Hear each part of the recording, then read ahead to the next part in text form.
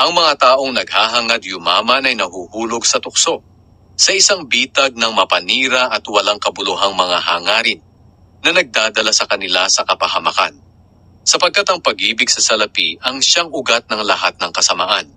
Ang sobrang paghahangad ng salapi ang nagtulak sa iba na tumalikod sa pananampalataya at nagdulot ng maraming paghihinagpis sa buhay nila. Ngunit ikaw bilang lingkod ng Diyos, iwasan mo ang mga bagay na iyan. Sikapin mong mamuhay ng matuwid, banal, may matibay na pananampalataya, mapagmahal, mapagtiis, at mabait sa kapwa.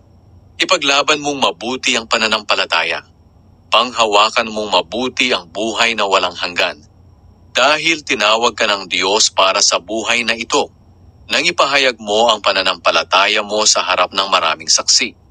Sa presensya ng Diyos na nagbibigay buhay sa lahat, at sa presensya ni Kristo Jesus na nagpatotoo sa harap ni Poncio Pilato, inuutusan kitang sundin mong mabuti ang mga iniutos sa iyo, para walang masabi laban sa iyo.